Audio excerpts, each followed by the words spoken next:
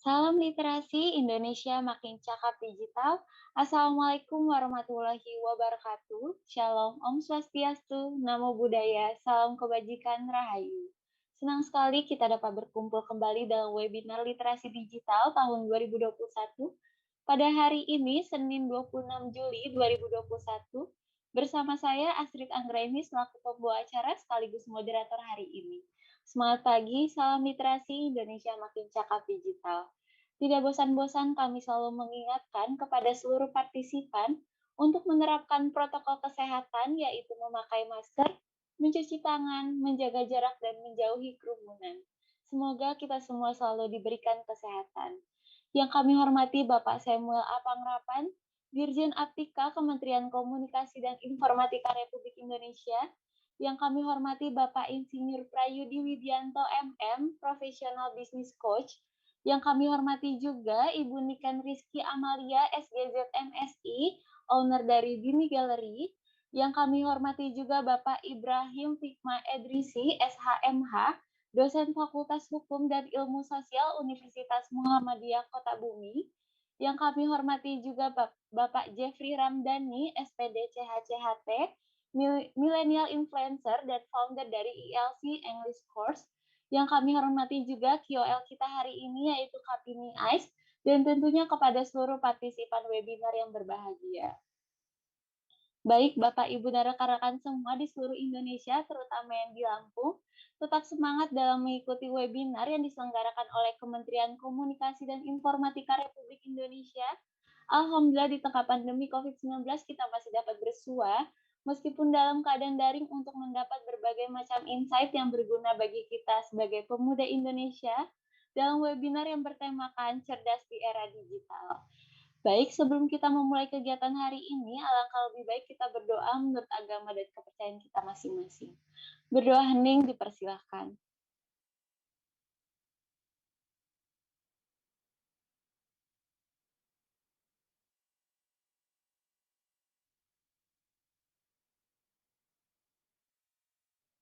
Berdoa hening tidak pernah usai.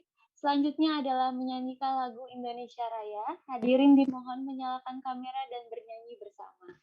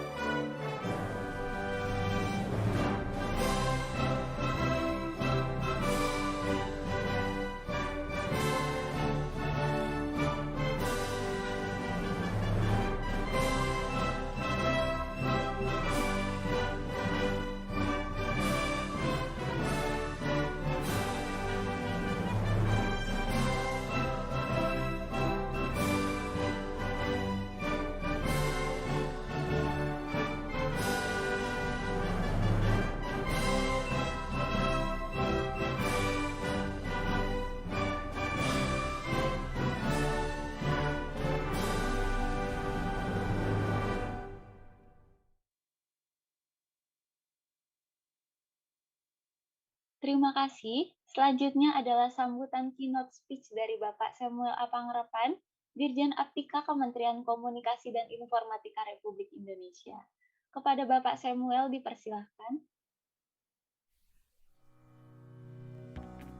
Pastikan kita selalu menerapkan protokol kesehatan dengan menggunakan masker, menjaga jarak, dan selalu cuci tangan. Assalamualaikum warahmatullahi wabarakatuh. Salam sejahtera bagi kita semua. Om Swastiastu, Namo Buddhaya, salam kebajikan. Rekan-rekan yang saya hormati, puji syukur kita panjatkan kehadiran Tuhan Yang Maha Esa atas berkat dan rahmat-Nya kita dapat berkumpul secara virtual dalam keadaan sehat di tengah situasi pandemi COVID-19.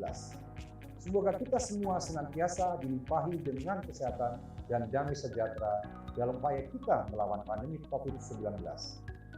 Menjadi kebanggaan tersendiri bagi saya untuk membuka acara ini, di mana acara ini merupakan sebuah kegiatan yang diadakan oleh Kementerian Kominfo bekerjasama dengan Cyber Kreasi di bawah kerangka program literasi digital. Sebagaimana yang telah kita ketahui bersama, kehadiran pandemi dan pesatnya perkembangan teknologi telah mengubah cara kita beraktivitas dan bekerja. Kehadiran teknologi sebagai bagian dari kehidupan masyarakat inilah yang semakin mempertegas bahwa kita sedang menghadapi era disrupsi teknologi.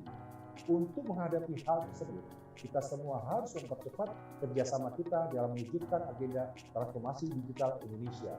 Rekan sekalian yang berbahagia, salah satu pilar penting dalam mendukung terwujudnya agenda transformasi digital adalah menciptakan masyarakat digital di mana kemampuan literasi digital masyarakat memegang peranan penting di dalamnya. Sebagai tingkat paling dasar, kemampuan literasi digital merupakan kemampuan yang paling krusial dalam menghadapi perkembangan teknologi saat ini untuk mewujudkan masyarakat Indonesia yang tidak hanya mengenal teknologi, namun juga cermat dalam menggunakannya. Pada tahun 2020, Kementerian Kominfo bersama Kata Data melakukan survei status literasi digital nasional, mengacu pada kerangka literasi digital milik UNESCO. Kajian tersebut menunjukkan bahwa indeks literasi digital Indonesia ada pada angka 3,47 dari skala 1 sampai 4. Di mana hal itu menunjukkan bahwa indeks literasi digital kita hanya ada pada sedikit di atas tingkat sedang, namun belum mencapai tingkat baik. Untuk mencapai tingkat literasi yang baik, pemerintah tidak dapat bekerja sendiri. Kementerian Kominfo bersama Cyber Kreasi dan berbagai stakeholder terus berupaya mengadakan berbagai kegiatan untuk meningkatkan kemampuan literasi digital masyarakat Indonesia, dan salah satunya adalah yang sedang rekan-rekan sekalian ikuti sekarang. Rekan-rekan yang saya hormati, dalam menghadapi perkembangan teknologi yang sangat cepat, literasi digital merupakan kunci dan fondasi utama harus kita semua miliki. Pemerintah dalam hal ini, Kementerian Kominfo, bersama dengan Cyber Kreasi berkomitmen akan terus melakukan upaya meningkatkan literasi digital masyarakat lewat berbagai macam inisiatif kegiatan. Adanya berbagai inisiatif kegiatan literasi digital diharapkan dapat memfasilitasi dan semakin mendorong terwujudnya masyarakat digital Indonesia. Keadaan normal yang baru, baik sekarang maupun pasca pandemi, akan mempercepat proses digitalisasi di berbagai lini kehidupan kita. Maka dari itu, kita harus mempersiapkan SDM kita dengan keterampilan digital yang sesuai untuk menghadapi perubahan ini. Akhir kata, mari kita membawa perubahan positif untuk Indonesia yang lebih baik. Kita ciptakan inovasi-inovasi berkualitas dengan mengembangkan talenta dan memaksimalkan potensi masyarakat digital Indonesia. Bersama kita dapat melalui pandemi dengan menjadi lebih baik dari masa sebelumnya. Demikian sambutan yang dapat saya sampaikan. Selamat mengikuti kegiatan, tetap semangat, dan salam literasi digital. Wassalamualaikum warahmatullahi wabarakatuh. Om Santi Santi Santi Om.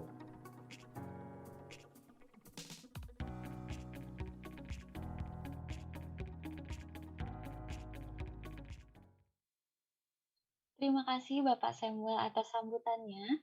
Di tengah-tengah kita bersama sudah kehadiran Key Opinion Leader kita hari ini, yaitu Kapini Ais. Beliau merupakan presenter dari @dtv_rek dan juga merupakan Putri Indonesia Jawa Timur dan juga Miss Internet Indonesia 2017 dan merupakan seorang MC. Mungkin bisa kita sapa terlebih dahulu. Selamat pagi Kapini.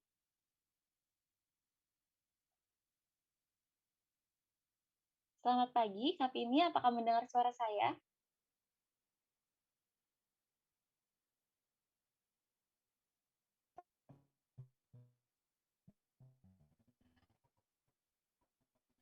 Selamat pagi, Kapini. Oke,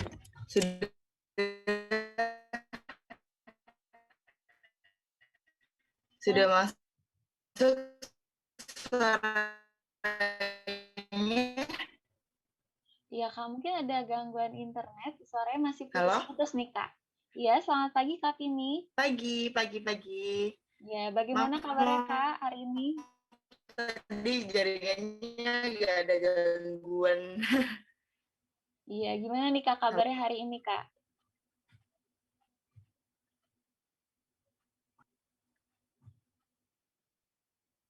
Oh ya, alhamdulillah. Ini suaranya masih ada gangguan ya? Iya, Maaf ya, ini lagi down banget, baik iya nggak sinyal apa-apa. WiFi maupun sinyal yang ada di HP. Iya Kak. Kak mungkin nih Kak di awal, tadi kan aku sudah menjelaskan sedikit nih mengenai Kakak. Nah mungkin Kakak bisa kenalan terlebih dahulu dengan rekan-rekan peserta webinar hari ini.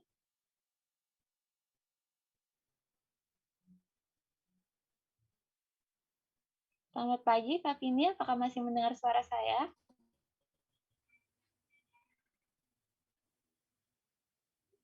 Ya baik, mungkin belum, bisa terhubung Yang kembali sudah nih dengan join, terima kasih. Halo, halo, iya Kak, masih bisa dilanjutkan Kak? halo. Iya, sudah terdengar Kak? Oke, bisa didengar suara saya? Iya, sudah Oke. terdengar. Selamat pagi, ya selamat pagi semuanya. Mohon maaf ya sinyalnya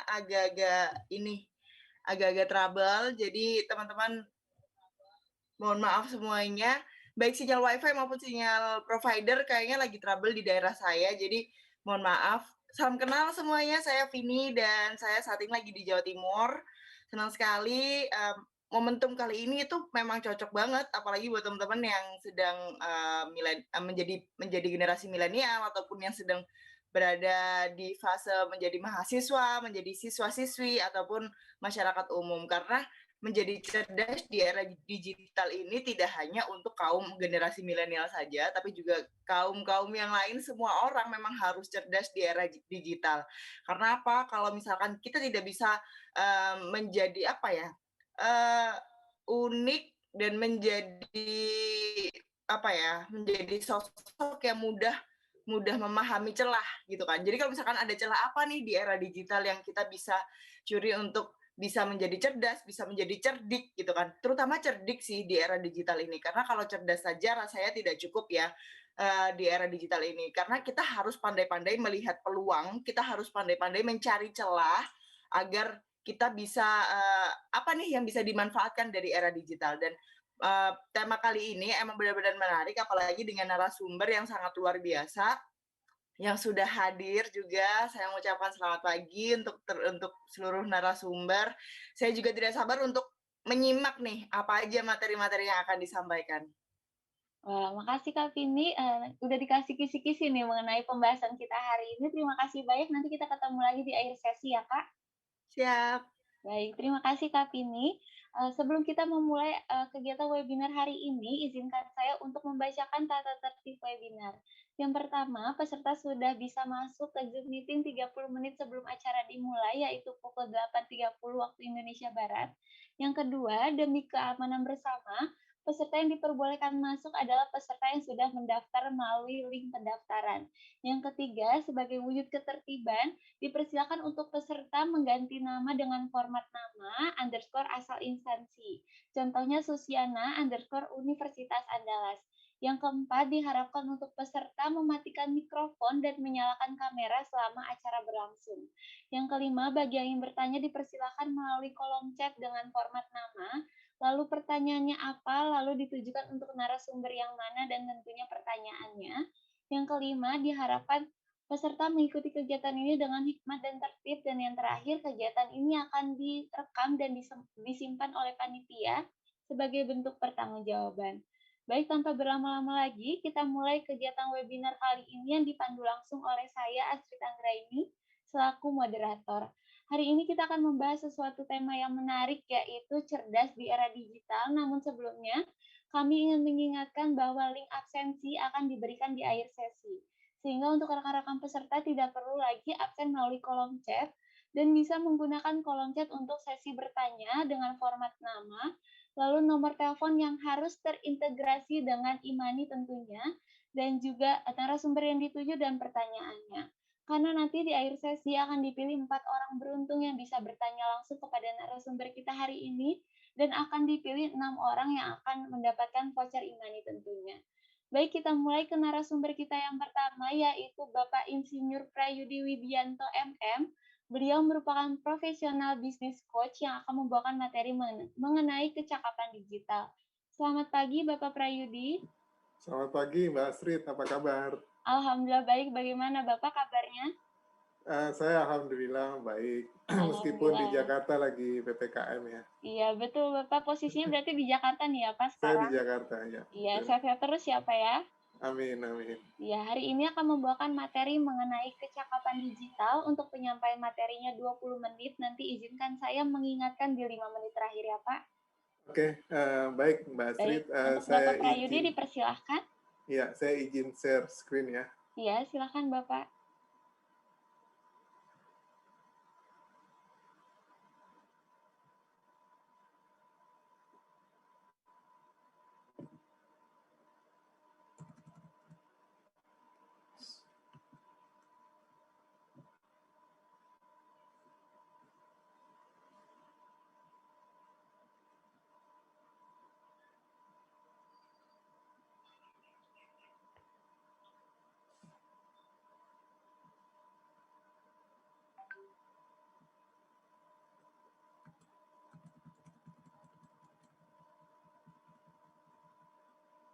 Oke, baik.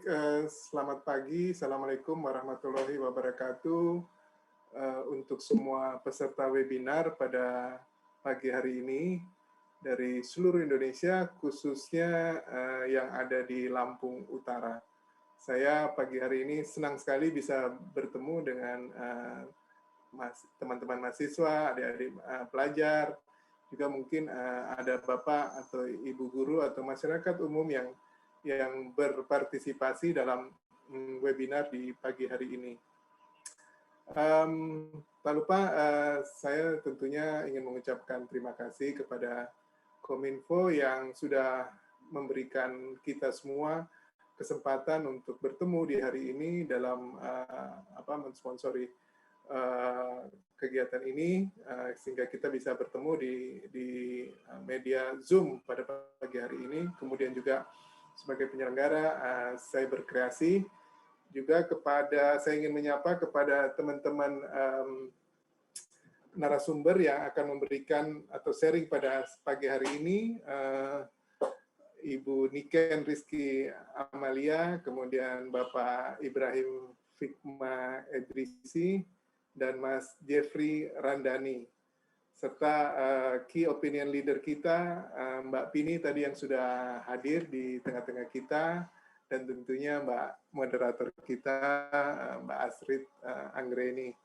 yang sudah membuka acara ini dengan baik, dan kita lanjutkan dengan materi-materi yang akan dibawakan oleh para narasumber. Baik, pada pagi hari ini saya diberikan kesempatan untuk memberikan materi cerdas digital, tetapi dengan subtemanya adalah bagaimana kita belajar digital yang mudah, murah, dan aman untuk menyongsong era 5.0.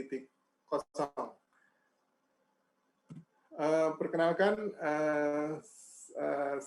nama saya Prayudi Widianto, saya lahir di Makassar, pendidikan terakhir saya Magister Manajemen jurusan Marketing, kemudian profesi sehari-hari saya sebagai coach dan mentor, kemudian saya bekerja pada perusahaan IT, lebih tepatnya pada sistem automation.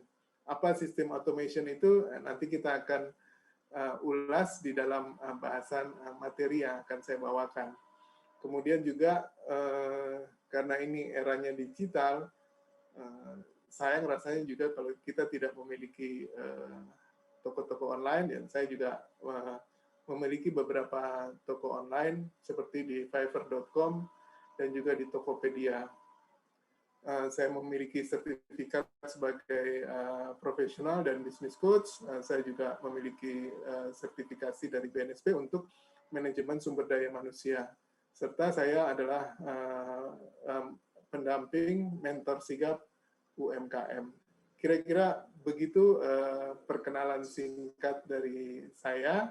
Dan kita akan lanjutkan ke materi inti pada pagi hari ini di dalam webinar kita yang mudah-mudahan saya bisa sharing hal-hal yang baik, yang baru, ataupun mungkin sudah pernah dapat, tetapi mungkin lebih jelasnya dalam kita memahami tentang revolusi industri yang ada sekarang ini.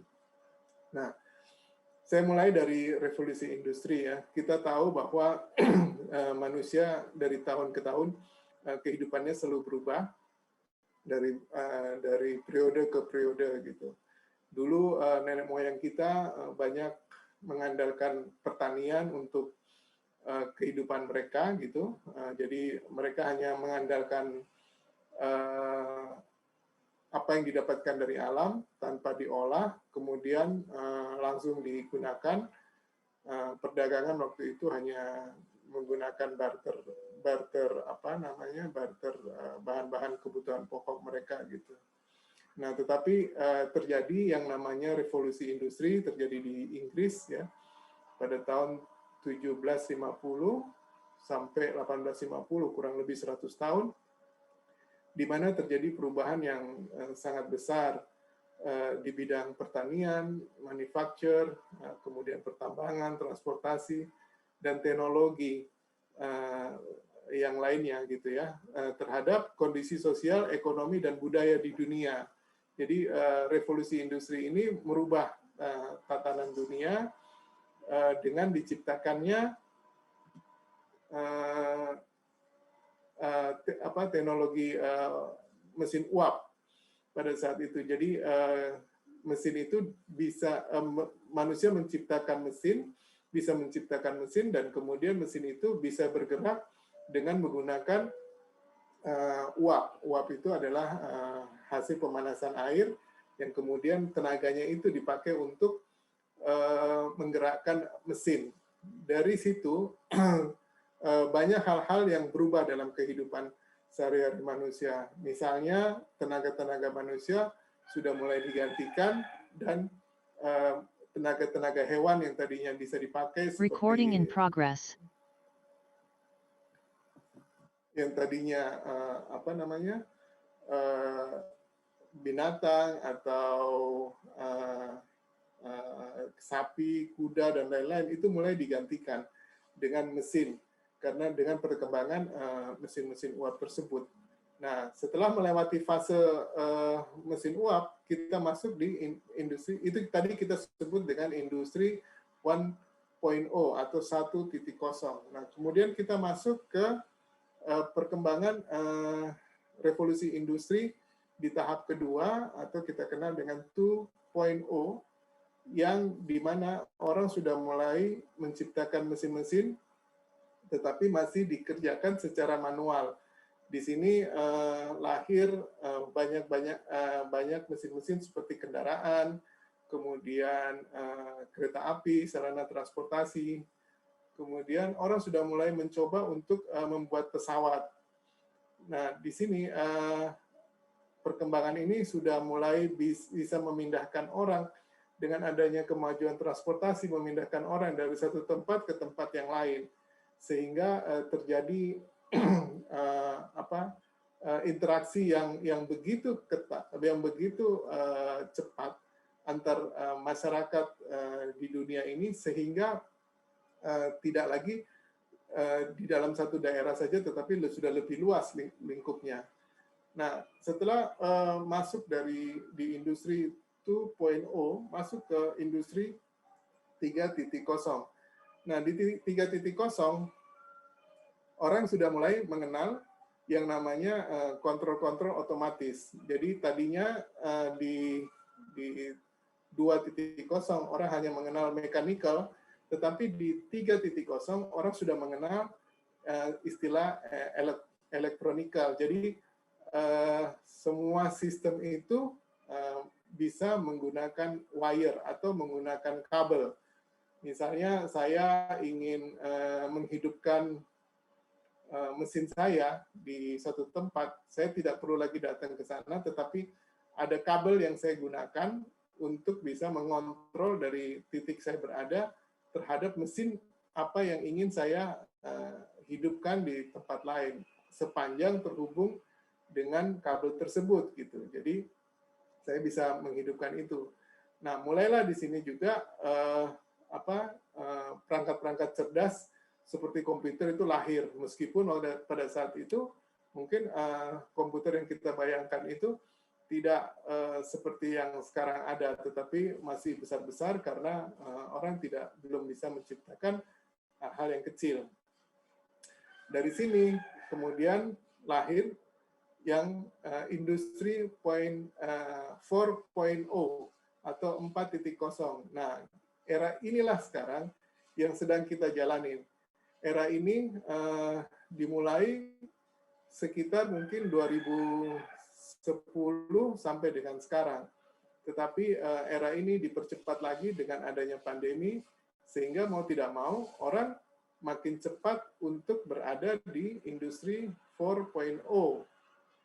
Apa yang terjadi di 4.0? Di mana di sini orang sudah mulai, kalau tadinya kita menggerakkan mesin hanya sendiri saja, artinya aplikasi-aplikasi yang digunakan hanya untuk satu sistem saja gitu. Tetapi dengan dengan revolusi industri di 4.0, kita sudah mulai bisa mengintegrasikan sistem-sistem. Kita bisa menggunakan sistem, misalnya kita menggunakan aplikasi komunikasi untuk yang digabungkan dengan pembayaran, kemudian untuk melacak seseorang berada di mana, yang kita kenal sekarang dengan sebutan ojol atau ojek online. Kemudian di dunia perbankan juga orang sudah mulai berkembang dengan kita bisa menggabungkan antara perdagangan dan pembayaran. Sehingga tidak lagi kita melakukan pembelian sendiri, kemudian pembayaran sendiri, tetapi semua terintegrasi dalam satu sistem pembayaran dan pembelian itu menjadi satu. Sehingga ini semua mengakibatkan apa yang kita rasakan, apa yang hidup kita itu merasa lebih mudah, lebih nyaman, dan tidak perlu repot gitu. Nah, di samping itu juga ada perkembangan lain bahwa dengan adanya seperti ini, kita bisa, kalau tadinya kita bisa menggerakkan kamera itu hanya, misalnya kita bicara soal CCTV, ya, kita menggerakkan kamera itu hanya di satu tempat dengan manual, tetapi dengan sistem yang sekarang, kita bisa menggerakkan kamera CCTV kita yang di rumah itu dari jarak jauh. Semua itu dimungkinkan karena kita menggunakan internet dan tidak lagi sistem menggunakan wire atau menggunakan kabel, tetapi kita sudah menggunakan udara. Kita menggunakan frekuensi untuk bisa menjalankan mesin-mesin tersebut. Itulah yang terjadi. Terjadilah yang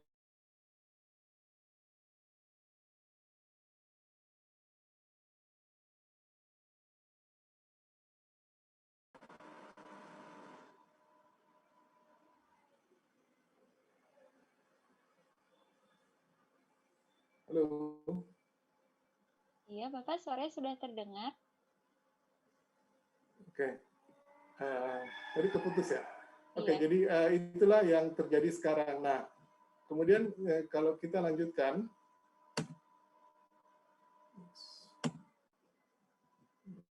sebentar Mbak, ininya bisa jalan.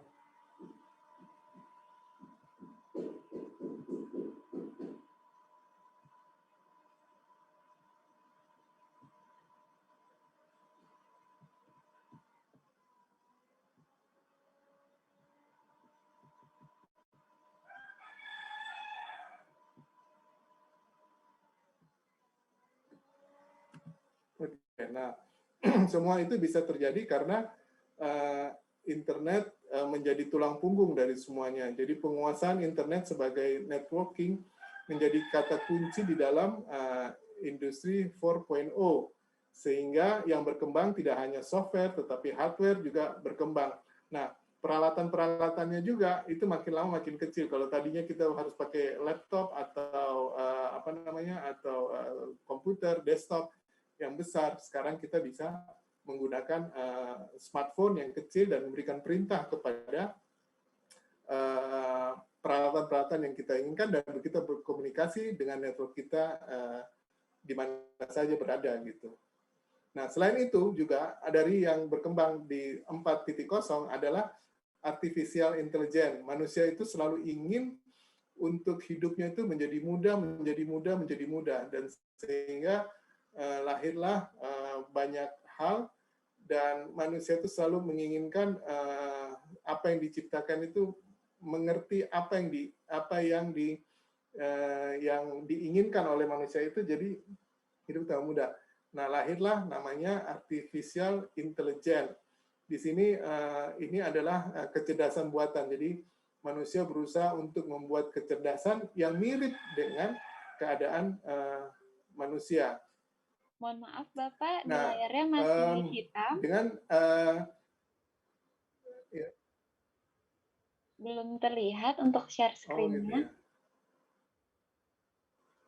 Gitu ya. Kenapa ya? Mungkin bisa diulang kembali, Pak. Ini gimana, Mbak? Ya, sudah terlihat? Sudah nampak? Ya, sudah. Artificial intelligence. Oke. Nah, jadi inilah yang ingin dibangun oleh manusia, kecerdasan yang sama dengan manusia, tetapi bisa diprogram gitu, sesuai dengan keinginan dia.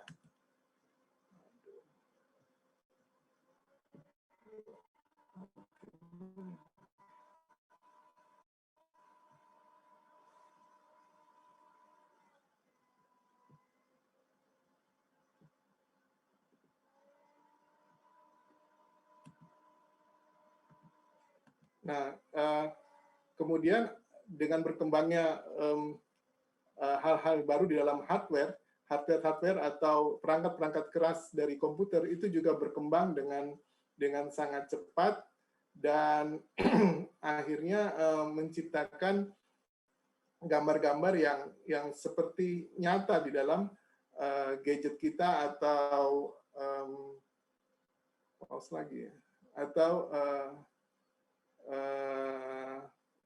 perangkat kita, sehingga lahirlah interface atau gambar-gambar yang mirip dengan tombol-tombol yang kita inginkan di perangkat-perangkat kita. Ya, itulah yang dinamakan hubungan antara human machine interface. Jadi penghubung antara mesin dan manusia itu seperti real, tetapi sebetulnya itu bukan secara fisik, tetapi secara secara ini aja, secara gambar seperti itu. Nah, kemudian juga berkembang teknologi robotik dan sensor. Jadi kita mulai bisa menggunakan peralatan-peralatan yang kita kontrol dari jauh, menggunakan teknologi robotik. Jadi kita seperti robot, kita perintahkan misalnya yang gampang adalah seperti CCTV. CCTV itu sebetulnya adalah seperti robot yang memanjangkan mata kita, yang kita bisa kontrol dari jauh. Sekarang CCTV itu bisa kita lihat melalui smartphone, dan bisa kita perintah untuk ke kiri, ke kanan, zoom in, zoom out. Itulah kira-kira yang menjadi teknologi robotik yang sekarang berkembang. Kemudian juga di teknologi printing. Kalau selama ini printing itu hanya ada di dua dimensi, sekarang ini dengan kemajuan yang ada itu menjadi teknologi 3D atau 3 dimensi, di mana maaf Bapak, untuk komputer itu screen-nya bisa belum dicetak, terlihat, sehingga dan waktu penyampaian materinya tinggal 3 menit lagi. Oke.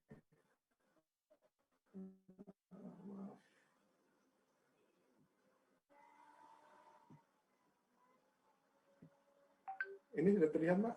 Masih ya, sekarang sudah terlihat, Pak. Halo? Ya, sudah terlihat, Pak.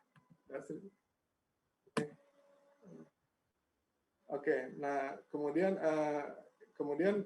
teknologi printing ini kan, jadi kita bisa mencetak menjadi 3 dimensi dan itu bisa apalagi itu kemudian bisa digunakan.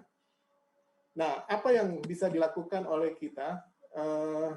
Apa yang bisa dilakukan oleh kita dengan kondisi seperti ini? Tentu banyak hal positif dan juga banyak hal negatif. Nah, salah satu yang negatif adalah makin lama tenaga kerja kita itu sebagai manusia tidak diperlukan lagi untuk hal-hal yang bersifat fisikal karena sudah bisa digantikan oleh tenaga robotik tadi atau sensor-sensor yang kita bisa gunakan. Nah, bagaimana kita berperan sebagai manusia untuk adik-adik mahasiswa dan juga pelajar, bagaimana ini bisa berperan dalam teknologi dalam kemajuan revolusi 4.0 ini. Salah satunya adalah dengan kita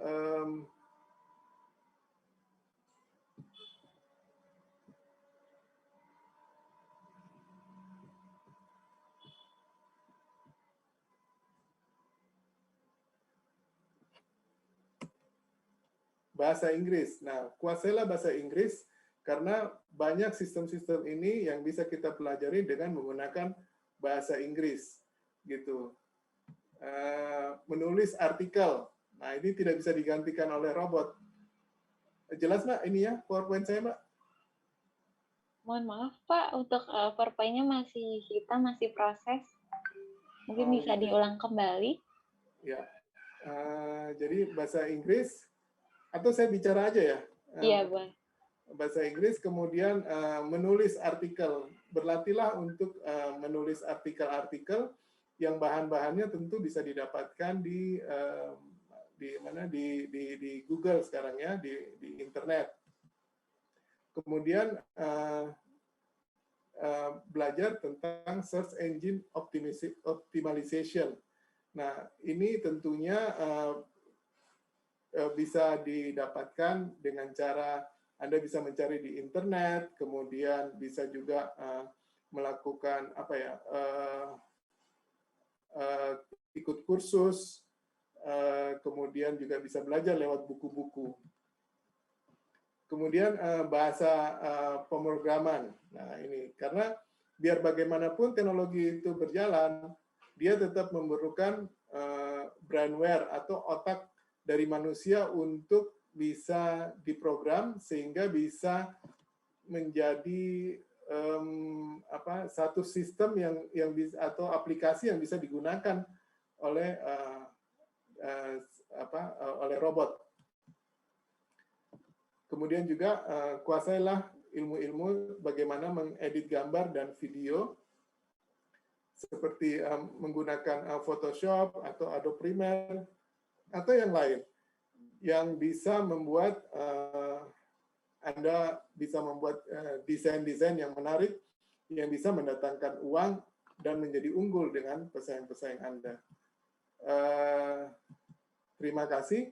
Mohon maaf kalau tadi tidak terlihat dengan jelas beberapa slide saya karena kondisi internet yang lagi naik turun ini lebih dan kurangnya saya mohon maaf. Saya kembalikan ke Mbak Astrid lagi. Terima kasih Mbak Astrid.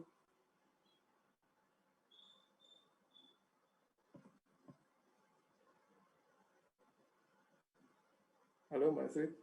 Iya, baik. Terima kasih Bapak Prayudi atas pemaparan materinya tadi sangat menarik. Tadi juga di awal sudah dijelaskan mengenai perkembangan era revolusi ya Pak. Terima kasih banyak Pak Prayudi atas pemaparan materinya.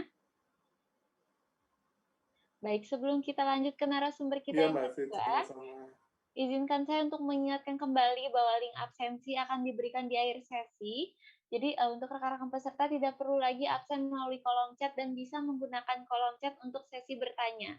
Dipersilakan untuk bertanya dengan format nama, lalu nomor telepon yang harus terintegrasi dengan e-money, lalu juga nomor pertanyaannya ditujukan untuk narasumber yang mana dan juga pertanyaannya. Kan nanti di akhir sesi akan dipilih 4 orang beruntung yang bisa bertanya langsung kepada narasumber kita hari ini, dan akan dipilih 6 orang yang akan mendapatkan voucher e-money.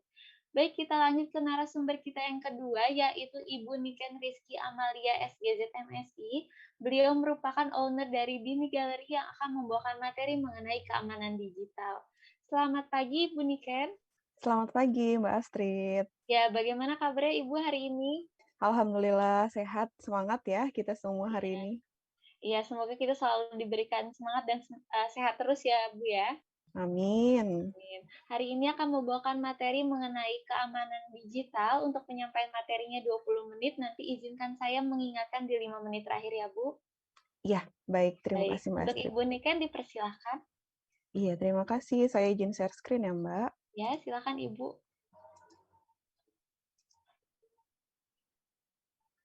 Oke, sudah tampak screen saya? Ya, sudah terlihat, Ibu. Iya. Bismillahirrahmanirrahim. Assalamualaikum warahmatullahi wabarakatuh. Selamat pagi yang terhormat Bapak Ibu peserta webinar hari ini. Juga saya ucapkan selamat datang, salam kenal juga yang terhormat narasumber untuk hari ini dan juga key opinion leader yang tadi sudah sharing-sharing ya dengan kita hari ini. Terima kasih juga Mbak Astrid atas kesempatannya. Nah, sebelumnya tadi mungkin kita sudah belajar bersama gitu ya dengan Pak Prayudi bagaimana perkembangan di era 5.0 ini ya, sehingga harus mau tidak mau meningkatkan kemampuan dan kemauan kita untuk belajar lebih seperti itu.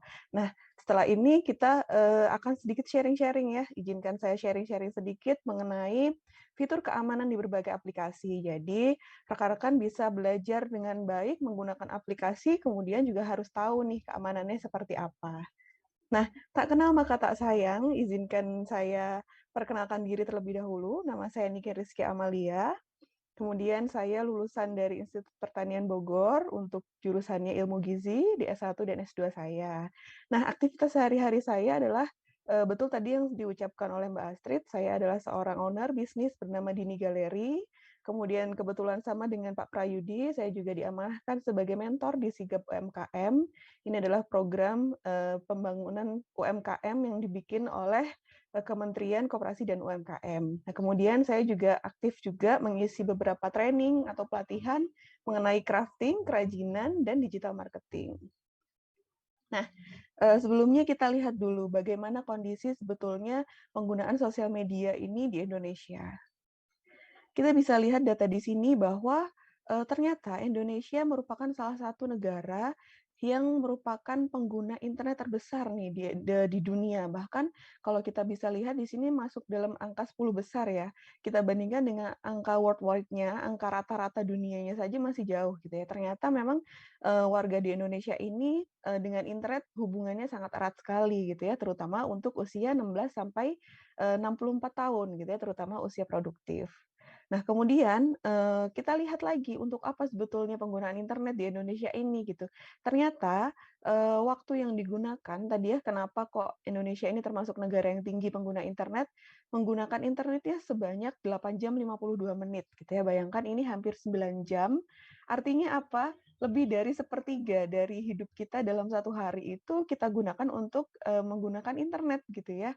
Walaupun mungkin HP kita gitu ya, mungkin laptop kita tidak putus dari internet 24 jam gitu, tapi kita paling sering menggunakan internet sebanyak 9 jam. Jadi otomatis ini sangat akrab sekali gitu ya, semakin ke sini semakin akrab dengan diri kita.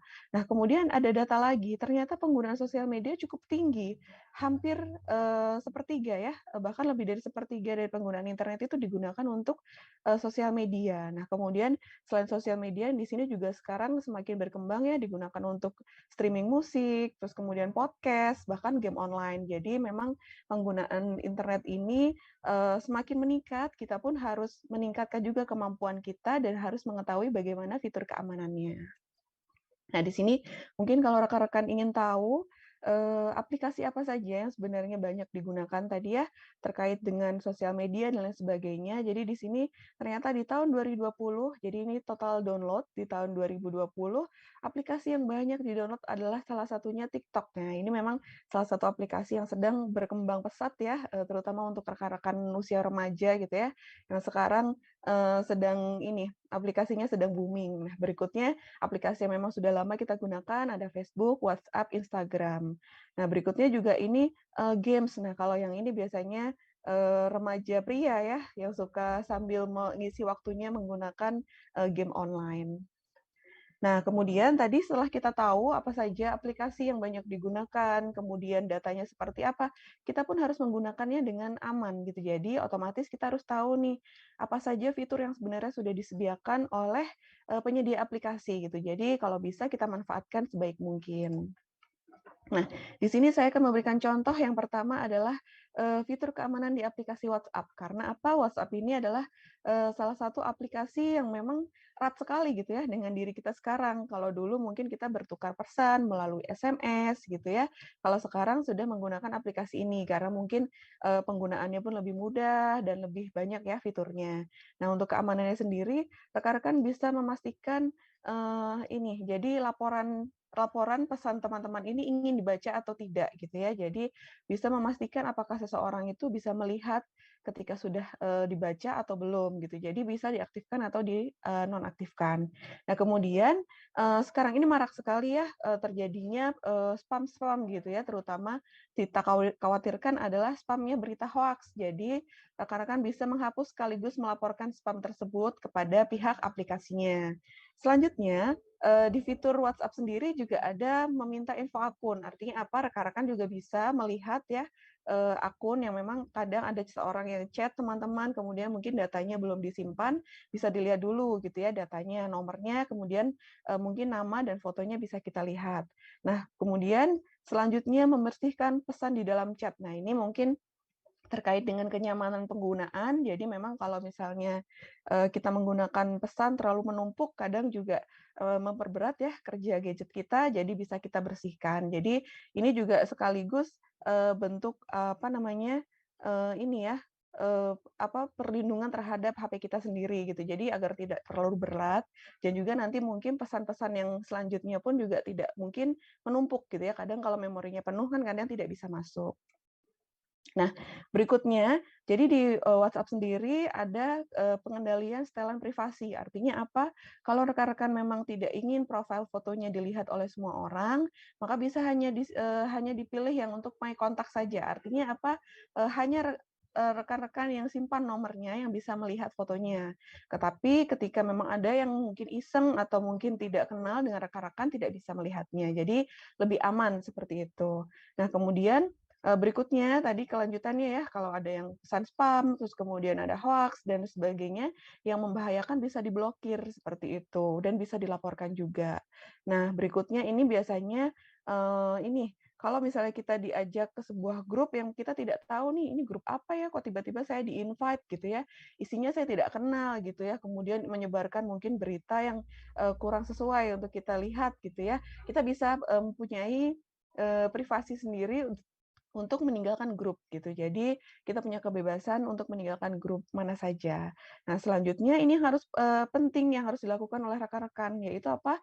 Mengaktifkan verifikasi 2 langkah. Jadi coba dicek di WhatsApp-nya rekan-rekan kalau bisa diaktifkan. Karena apa? Ini adalah sebuah perlindungan ganda di mana rekan-rekan ketika memang WhatsApp-nya berada di tangan yang salah mungkin kadang kan kita bisa ya mungkin kehilangan nomor atau mungkin HP kita gitu ya, yang entah dipegang oleh tangan yang tidak baik gitu, mungkin berusaha untuk hacking WA kita. Nah, dengan adanya verifikasi 2 langkah ini, rekan-rekan bisa sedikit meningkatkan keamanannya. Nah, tadi kita sudah belajar bersama fitur-fitur apa saja yang bisa diamankan di WhatsApp. Nah, kalau yang ini untuk sosial media yang sering kita gunakan, ini ada Facebook. Jadi, di Facebook dan Instagram ini karena memang satu kepemilikan, sistemnya hampir sama. Jadi nanti mungkin rekan-rekan bisa, samakan gitu ya sistem keamanannya di Instagram maupun di Facebook. Nah, keamanan apa saja yang disediakan oleh pihak Facebook? Yang pertama adalah privacy check up. Artinya apa? Rekan-rekan bisa atur tadi ya, siapa saja yang bisa melihat postingannya ketika memang saya ingin posting untuk teman-teman saya saja, ya sudah berarti dipilih untuk teman-teman. Atau mungkin inginnya di publik gitu ya, jadi siapapun berteman maupun tidak berteman, bisa melihat, bisa disetting. Berikutnya ada security check up. Nah, security check up ini, biasanya kalau misalnya rekan-rekan sudah login gitu ya di HP, terus kemudian nanti ada yang tiba-tiba ada pemberitahuan, ada notifikasi bahwa terlihat login alert. Jadi biasanya ini ada seseorang yang login ke Facebook kita mungkin dengan gadget yang berbeda. Nah, itu kita patut waspadai ya. Jadi kita bisa lihat di situ, oh ini bukan gadget saya, bukan laptop saya, bukan HP saya yang login.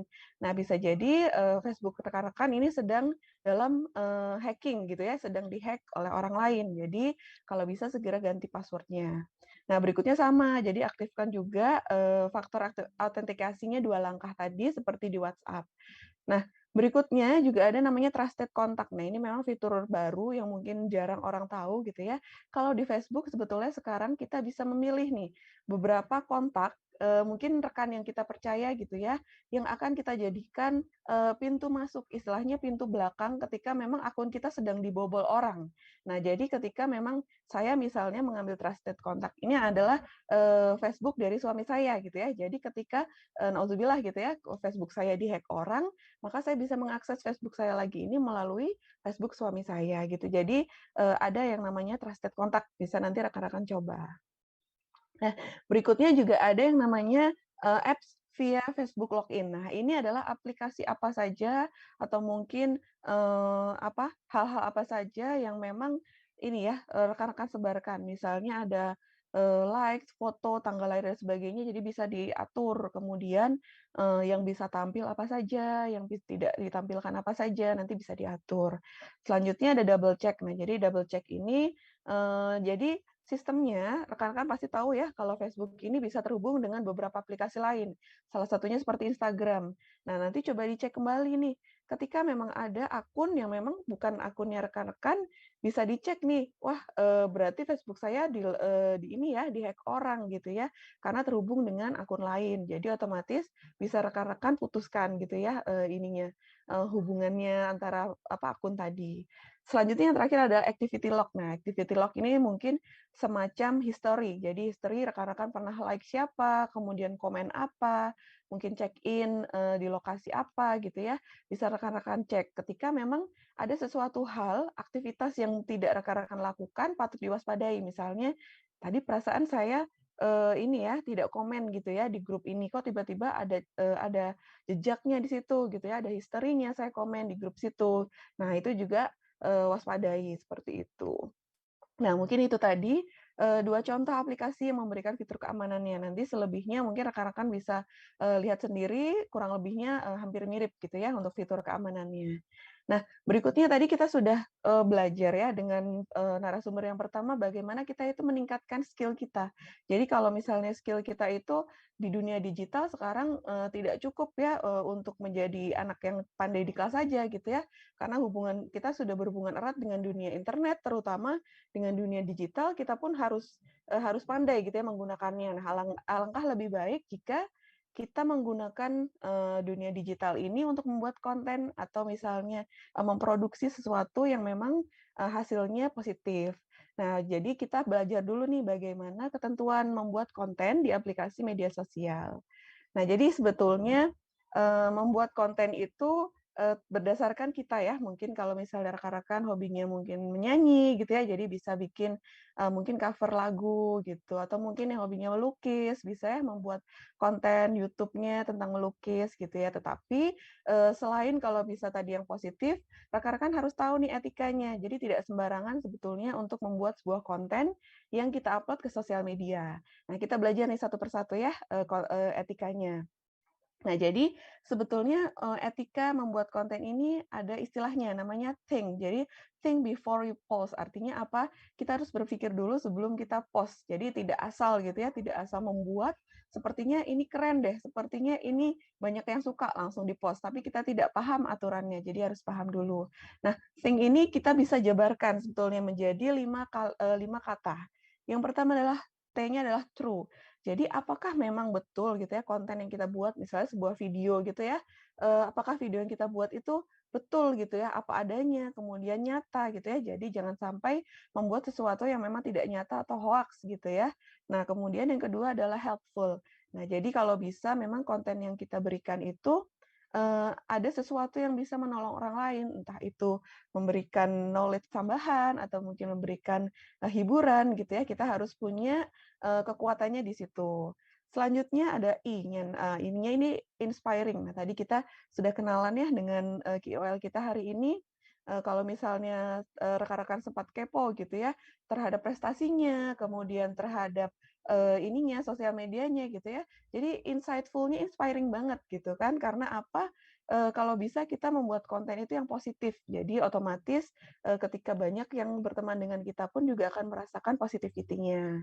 Selanjutnya kata yang keempat adalah necessary. Jadi necessary ini apakah memang dibutuhkan gitu ya konten kita. Jadi ketika kita membuat konten, konten ini dibutuhkan atau tidak ya. Nanti kan terkait dengan ininya pembacanya, kemudian penontonnya gitu. Jadi kalau memang itu banyak dibutuhkan, pasti banyak dicari orang juga, seperti itu.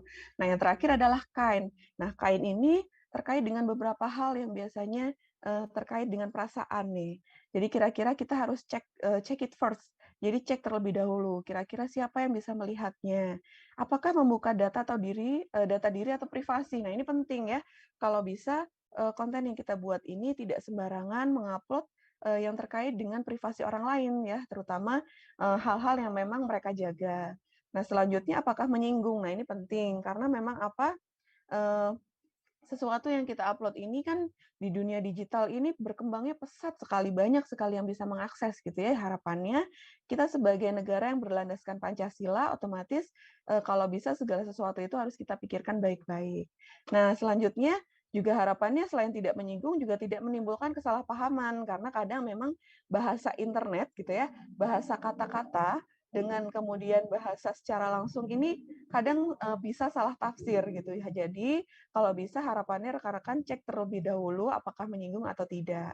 Nah, selanjutnya tadi sudah saya sebutkan di awal bahwa hindari hoax. Jadi berulang kali kita ya kadang mungkin kita pengennya jadi penyebar berita nomor satu nih ceritanya. Jadi pokoknya kalau ada berita heboh saya pengen langsung sebarkan gitu ya. Tanpa kita cek terlebih dahulu nih beritanya betul atau tidak gitu ya. Nah, rekan-rekan bisa pastikan dulu bahwa rekan-rekan rekan-rekan yang sudah ikut literasi digital ini tidak menjadi agen penyebar hoaks ya. Jadi harus pandai menyaring. Dan terakhir yang paling Mohon penting maaf, juga. Ibu, waktunya tinggal 5 menit lagi. Ya, baik. Terima kasih Mbak Astrid. Nah, saya lanjutkan. Nah, yang terakhir adalah jangan meniru karya orang lain. Ya. Jadi originalitas itu penting, terutama kepada rekan-rekan yang memang fokusnya membuat sebuah konten. Kita boleh gitu ya, sedikit belajar dari mungkin konten creator yang mungkin sudah besar, sudah berkembang gitu ya. Tapi kita manfaatkan namanya ATM. Jadi ATM itu amati, tiru, modifikasi. Nah, jangan lupa modifikasinya ini penting karena itu merupakan sebetulnya karya diri originalitas dari diri kita sendiri. Nah, jadi kalau tadi misalnya rekan-rekan melakukan pelanggaran, ada beberapa peringatannya biasanya nih. Jadi ada peringatan pertama, kemudian bisa jadi kalau kontennya memang tidak sesuai bisa di take down, atau mungkin sampai ditangguhkan dan diblokir gitu ya akunnya. Jadi harapannya rekan-rekan ketika ingin menjadi content creator, bahkan mungkin belum content creator gitu ya, mungkin upload aja sehari-hari gitu ya. Tapi harus hati-hati karena penggunaan sosial media ini tak terbatas ya yang lihat, kemudian yang komen gitu. Jadi harapannya hati-hati, apalagi sekarang negara kita sudah membuat sebuah undang-undang ITE. Jadi harapannya remaja milenial harus paham ini dengan betul. Jadi menggunakannya dengan baik ya. Nah, kemudian selanjutnya kita akan belajar perilaku aman berinteraksi di dunia digital. Jadi tadi kita sudah tahu etikanya seperti apa. Nah, kemudian kita menggunakan media sosial ini juga harus mengamankan data diri kita. Caranya seperti apa? Yang pertama, buat password yang kuat. Jadi password yang kuat ini otomatis rekan-rekan akunnya tidak bisa dibobol ya. Kalau misalnya passwordnya kuat, nah nanti bisa dicek di password.kaspersky.com.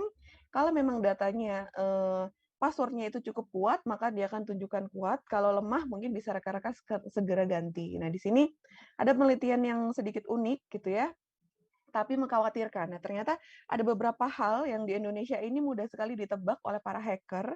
Passwordnya ternyata ada 3 kata ini yang paling sering digunakan. Yang pertama, bismillah, rahasia, dan alhamdulillah. Nah, coba dicek lagi. yang masih menggunakan 3 kata itu segera diganti karena sudah menjadi ini ya, password yang sering sekali digunakan sehingga mudah dibobol. Selanjutnya jangan gunakan juga tanggal lahir, kemudian nama anak, alamat, dan nomor HP karena ini memang sensitif, kadang memang kita tidak bisa menjamin keamanan itu walaupun mungkin dari tetangga dekat kita atau mungkin rekan terdekat kita gitu ya, belum tentu bisa mengamankan data kita. Nah, selanjutnya seperti tadi sudah saya ulang lagi, gunakan faktor autentikasi 2 langkah. Jadi nanti biasanya kita akan diberikan sebuah kode OTP. Jadi kode OTP ini untuk memperkuat ID dan password teman-teman. Jadi ketika login, memasukkan ID dan biasanya password, nanti rekan-rekan akan dapat kode OTP ini. Jadi kode OTP ini sifatnya sangat rahasia, jadi jangan disebarkan ke siapa-siapa. Nah, selanjutnya juga bisa dicek di aplikasinya, jadi apa saja yang rekan-rekan perkenankan atau tidak pada pemilik aplikasi untuk melihatnya. Jadi misalnya saya download nih aplikasinya Grab gitu ya, oh saya boleh kok share ini telepon saya, kemudian kamera saya, tapi saya tidak mau penyimpanan data saya dicek oleh Grab gitu ya. Ketika memang ini teman-teman aktifkan, maka pihak Grab sendiri bisa membukanya seperti itu. Jadi harapannya hati-hati dan dicek kembali. Nah, berikutnya menggunakan email. Jadi, karena memang email ini adalah sebuah portal ya, pintu masuk bagi rekan-rekan untuk membuka semua akses internet. Jadi harapannya gunakan email, jangan hanya gunakan nomor HP. Karena apa tadi? Saya ulang kembali ketika memang kadang nomor HP kita jatuh ke tangan orang yang memang tidak baik, bisa dimanfaatkan. Tapi ketika kita punya email gitu ya, kita bisa mengamankan kembali melalui email kita dimanapun itu gitu. Nah, selanjutnya adalah jangan klik link yang mencurigakan. Nah, ini biasanya kalau kita dapat spam ya, pesan phishing gitu kadang ya di internet atau mungkin di SMS, di WhatsApp, harapannya jangan langsung klik kalau memang kita tidak tahu siapa yang mengirim dan apa kontennya gitu. Yang keenam adalah ganti password secara berkala. Jadi harapannya ini adalah mencegah terjadinya kebocoran berulang gitu. Jadi kalau bisa ganti password secara berkala. Yang terakhir adalah jangan sebarkan informasi pribadi. Nah, ini mungkin memang sudah banyak ya. Kadang kita tidak sadar gitu. Kadang kita mengepost sesuatu ternyata ada data diri kita gitu. Jadi yang rekan-rekan perlu ingat mungkin di sini saya berikan contoh gitu ya. Misalnya rekan-rekan beli paket gitu, beli barang di marketplace. Nah, kemudian kan kadang ada review ya. Nah, jadi pas posting foto review itu kadang teman-teman lupa untuk menutupi alamatnya, nomor HP-nya rekan-rekan gitu ya. Sedangkan marketplace itu bisa dibuka oleh semua orang gitu. Jadi harapannya ketika memang mengupload sesuatu ke internet, jangan sampai menampakkan data diri kita pribadi seperti itu. Mungkin cukup dari saya. Mohon maaf jika banyak kekurangan. Nanti kita bisa berdiskusi lebih lanjut di sesi tanya jawab. Terima kasih. Saya kembalikan lagi kepada Mbak Astrid. Baik, terima kasih Bu Niken atas pemaparan materi hari ini. Wah, jadi kita jadi sama-sama tahu nih Bu, ternyata ada website untuk mengecek kekuatan dari password kita ya Bu. Iya, betul Mbak. Bisa dicoba nanti. Iya, baik. Terima kasih Bu Niken atas sharing-sharing atau pemaparan materi hari ini. Sama-sama Mbak Astrid. Baik, kita lanjut ke narasumber kita yang ketiga, yaitu Bapak Ibrahim Fikma Edrisi, SHMH. Beliau merupakan dosen Fakultas Hukum dan Ilmu Sosial Universitas Muhammadiyah Kota Bumi yang akan membawakan materi mengenai etika digital. Selamat pagi, Bapak Ibrahim. Selamat pagi, Mbak Astrid. Ya, bagaimana kabarnya Bapak hari ini? Alhamdulillah baik, Mbak. Alhamdulillah. Posisinya di mana nih, Pak, sekarang? Ini di kampus saya. Iya, semoga sehat-sehat terus ya, Pak ya. Baik, untuk hari ini akan membawakan materi mengenai etika digital. Untuk penyampaian materinya 20 menit, izinkan saya mengingatkan di 5 menit terakhir ya, Pak. Ya. Baik, untuk Bapak Ibrahim, dipersilahkan. Ya, Assalamualaikum warahmatullahi wabarakatuh. Alhamdulillahirrabbilalamin. Rabbi shrahli sadri wa yassirli amri wahlul 'uqdatam min lisani yafqahul qawli. Yang terhormat Bapak Insinyur Prayudi Widianto, MM, Ibu Niken Rizky Amalia, SDZ, MSI, Mr. Jeffrey Ramdhani, SPD, CHCHT, ada Mbak Afini Putri Rahmatika, Bapak Ibu, saudara-saudara, para peserta webinar yang berbahagia. Puji syukur kehadirat Allah, berkat rahmat dan hidayahnya, karena hidayahnya lah pada kesempatan pagi menjelang siang hari ini, kita semua masih diberikan kesehatan. Baik, Bapak Ibu, saya langsung saja menyampaikan materi tentang etika digital. Tadi di awal itu sudah disampaikan potret tentang teknologi industri, revolusi industri 4.0, dan society 5.0 seperti itu. Cakap digital ya, atau literasi digital. Jadi kita harus melek, kita harus cakap seperti itu di revolusi industri 4.0 saat ini. Terus yang kedua tadi sudah disampaikan juga oleh Ibu Niken Rizky Amalia ya, tentang potret security atau sekuritisasi di sosial media, sampai tentang etika juga terkait dengan netiquette yang baik itu seperti apa tadi sudah disampaikan. Baik Bapak Ibu, sebelum saya masuk ke etika digital ya, menjadi cerdas di era digital, saya ingin menyampaikan secara sederhana saja. Yang pertama tentang etika, biar kita satu perspektif dan persepsi seperti itu. Etika kalau berdasarkan KBBI ini tentang apa yang baik dan apa yang buruk seperti itu. Terus yang kedua tentang hak dan kewajiban, moral, akhlak, dan ada norma-norma di situ, etika. Terus juga ada istilah namanya etiket. Nah, etiket ini yaitu perlakuan seseorang kepada orang lain atau kelompok. Nah, hubungan satu dan orang lain seperti itu, yang menekankan kepada sikap sopan santun, tata krama, saling menghormati. Nah, itu yang disebut dengan etiket ya, bukan elektronik kartu atau etol dan lain-lain ya, tapi di sini etiket bagaimana kita memiliki sikap sopan santun, tata krama, seperti itu, saling menghormati. Nah, terus yang terakhir ada namanya netiket. Nah, netiket ini sama lah seperti itu. Tapi kalau netiket saya garis bawahi di sini, ini kepada ya warganet seperti itu. Jadi adab pergaulan di dalam dunia maya atau di dalam berinternet. Nah, itu tadi ada etika, ada etiket, dan netiket sendiri yang secara sederhana seperti itu yang harus kita mengerti. Nah, masuk ke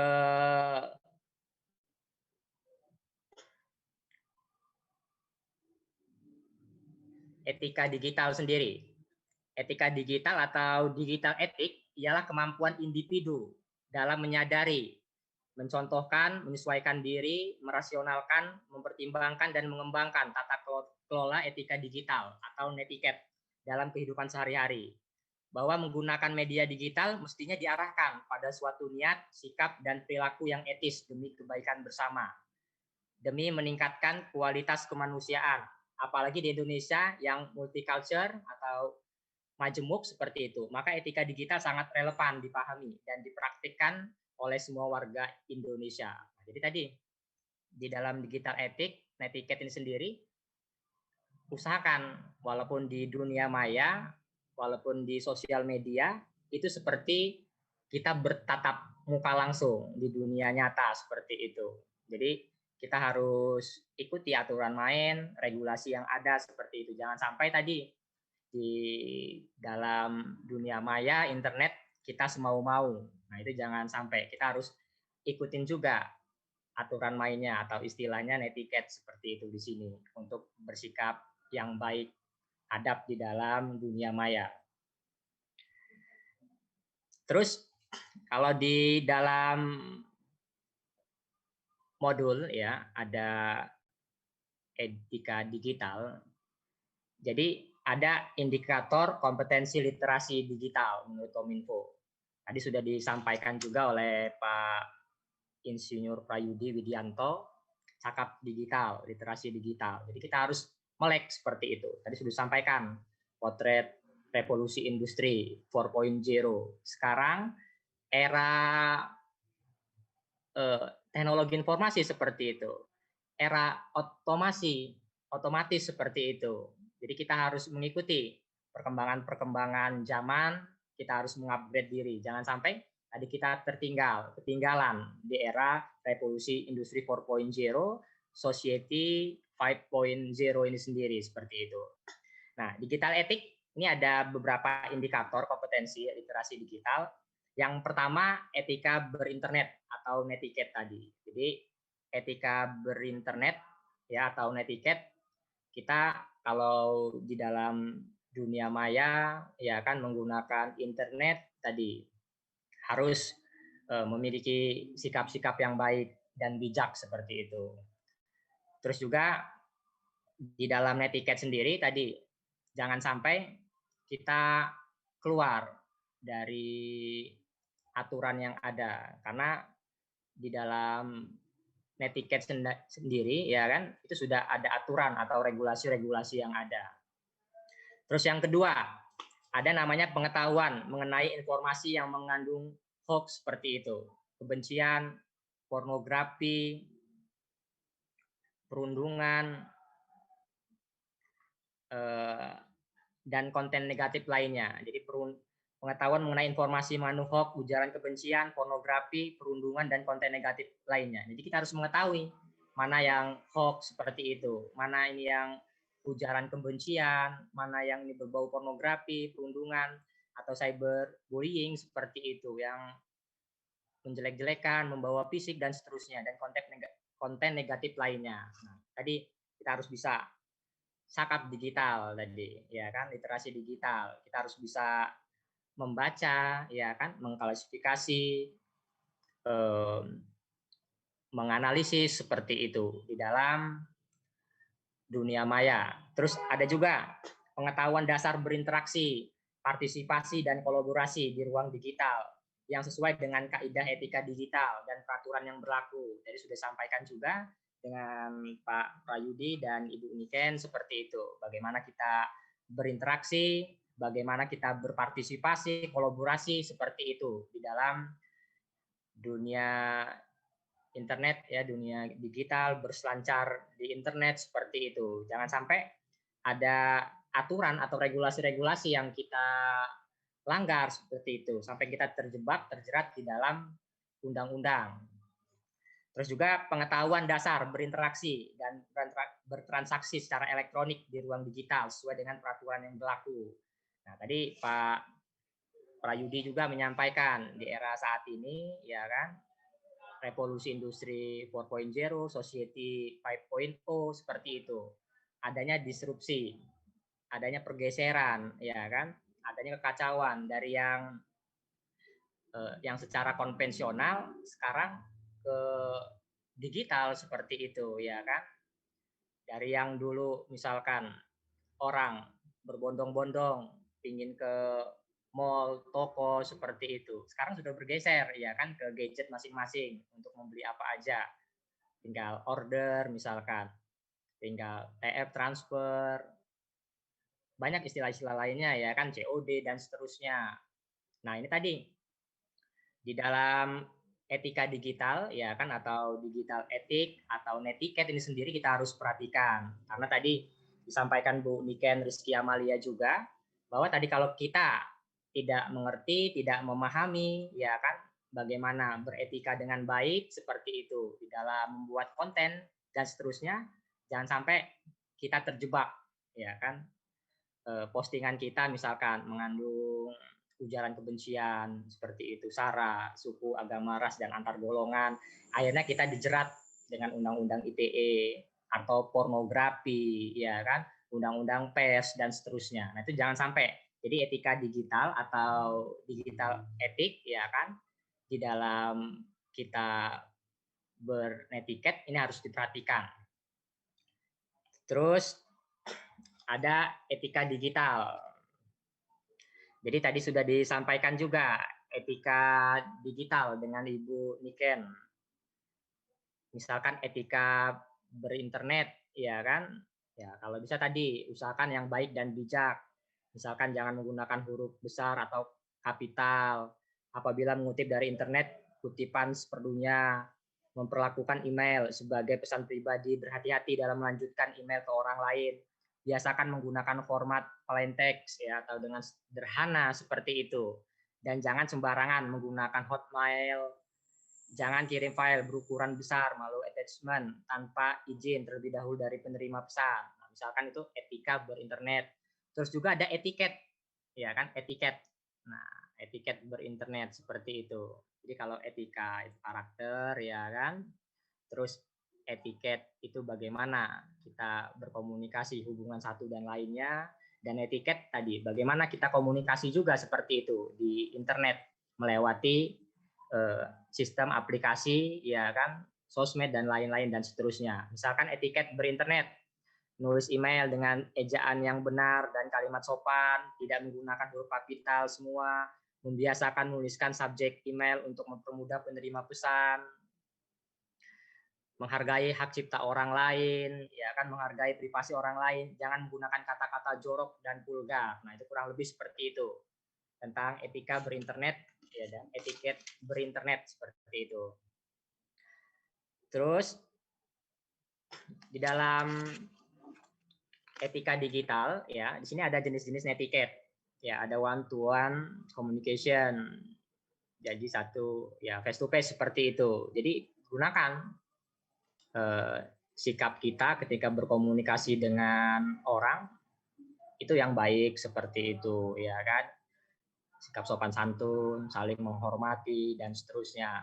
Terus ada one to many communication ketika dengan orang banyak, kelompok, ya kan, komunitas dan seterusnya, kita harus bisa cepat menyesuaikan diri, beradaptasi, ya kan, jangan sampai perilaku kita, sikap kita ini tidak bisa diterima seperti itu. Nah, ini juga di dalam etiket seperti itu. Terus di dalam etika digital tadi, netiquette sendiri, sebagaimana hakikat etiket, netiquette ada untuk mengatur perilaku pengguna internet secara normatif. Netiquette berlaku ketika seorang warganet berinteraksi dengan warganet lain, atau dengan kata lain, netiquette tidak mutlak dilakukan jika seorang pengguna internet hanya melakukan kegiatan individu seperti searching dan browsing saja. Jadi komunikasi antar warganet seperti itu. Nah, itu yang disebut dengan netiquette. Terus tadi masih dalam etika digital ya kan. Jadi di sini ada poster kampanye literasi digital, biar cakap digital, mengerti digital.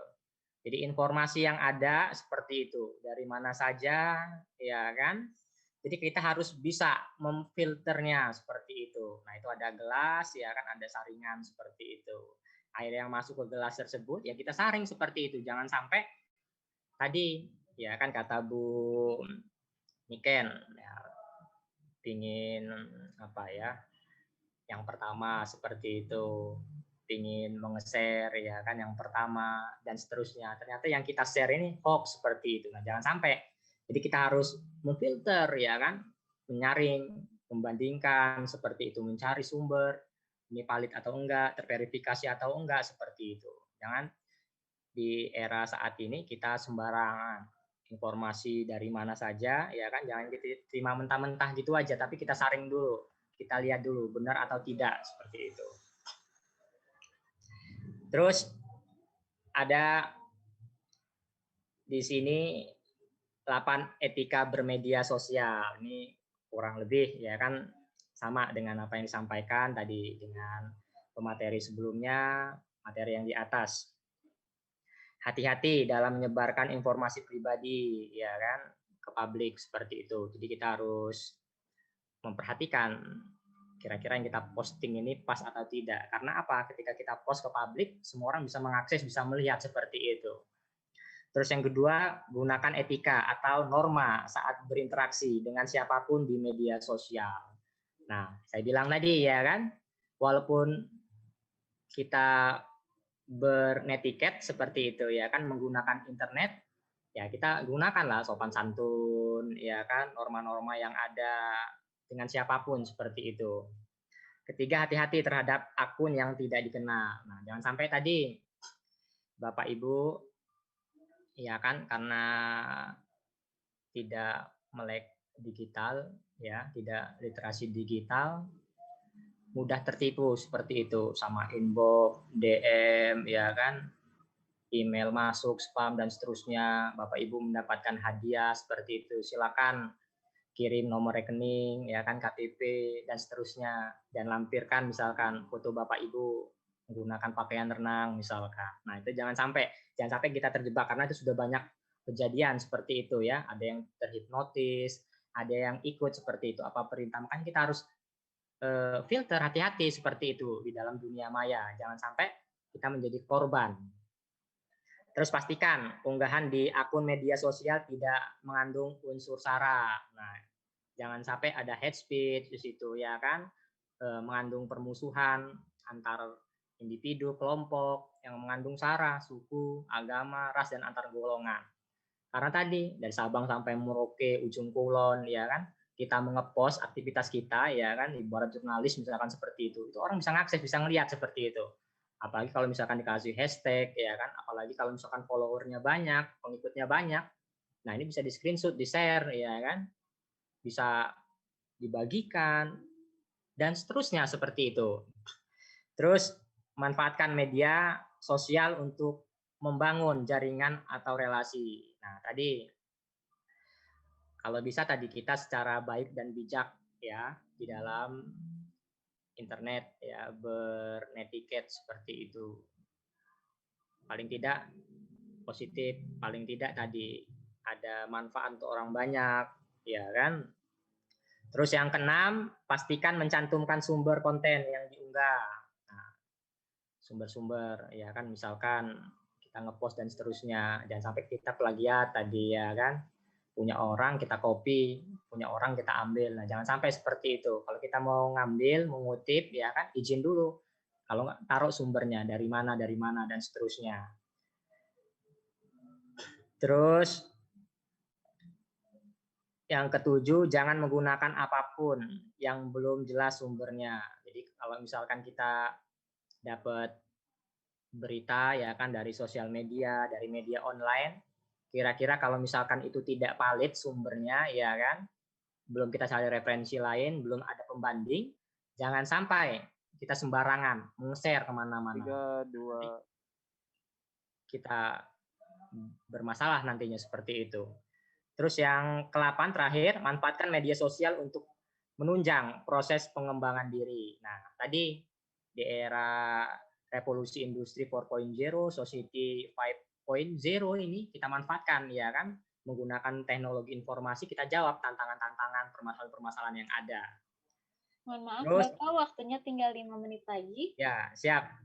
Ini potret revolusi industri, ya kan? Tadi sudah dijelaskan oleh Pak Prayudi Widianto tentang potret teknologi industri, revolusi industri 4.0. Sekarang serba digitalisasi dan otomasi atau otomatis seperti itu ya. Terus saya lanjutkan lagi. Keterbukaan informasi. Nah, jadi tadi ini dari modul Kominfo ya kan, keterbukaan informasi. Kalau misalkan dari perspektif pemerintah ya kan, membangun citra dan reputasi positif pemerintah. Segala apa ya kan yang dilakukan, kegiatan apa aja sekarang ya kan, institusi, instansi ya kan, itu punya media sosialnya sendiri-sendiri biasanya. Jadi kita bisa mengetahui kegiatan-kegiatan apa aja yang telah dilakukan, menampung dan mengolah aspirasi masyarakat, mencari, mengklarifikasi, serta menganalisis data dan informasi seperti itu, mensosialisasikan kebijakan dan program pemerintah, membangun kepercayaan publik seperti itu. Terus juga saat ini ya kan banyak media-media ya kan, ada media online, media sosial, media cetak, media TV.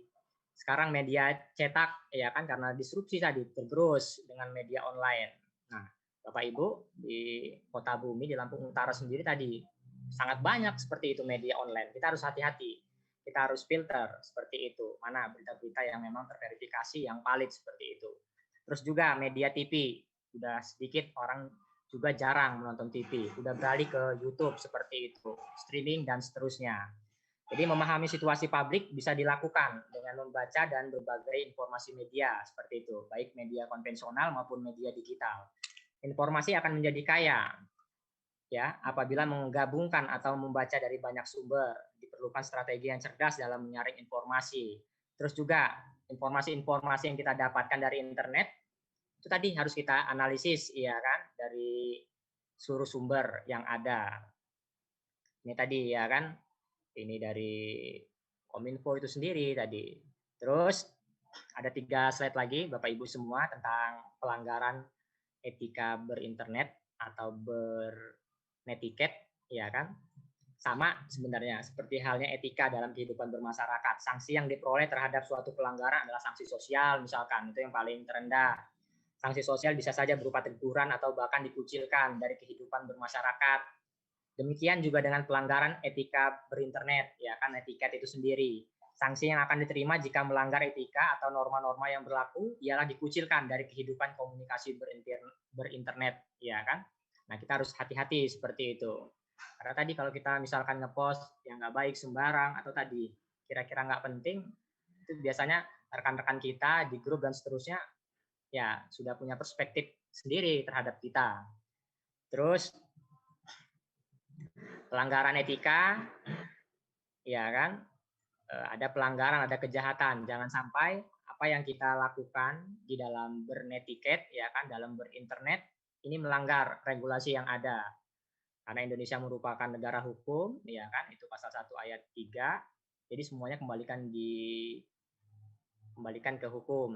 Terus juga tadi kita harus memperhatikan azas legalitas, ya kan, atau istilah hukumnya nullum delictum nulla puna sine previa lege punali. Jadi seorang itu nggak bisa dihukum apabila belum ada aturan sebelumnya yang mengatur. Tetapi tadi ketika belum ada aturannya, seorang tuh bebas boleh ngapain. Tetapi tadi ketika ada regulasi, ada aturannya, ada undang-undang ITE, ada undang-undang pornografi, ya, ada undang-undang pers, dan seterusnya, maka kita harus taati, ikuti.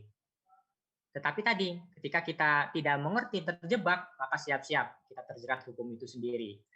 Terus, sudah selesai, Mbak Astrid. Udah, itu aja Mbak Astrid yang bisa saya sampaikan. Lebih kurang saya mohon maaf. Fastabikul khairat. Wassalamualaikum warahmatullahi wabarakatuh. Waalaikumsalam warahmatullahi wabarakatuh. Terima kasih kepada Pak Ibrahim sudah menyampaikan materi. Tadi sudah diberitahukan ya Pak, harus lebih melek digital, harus lebih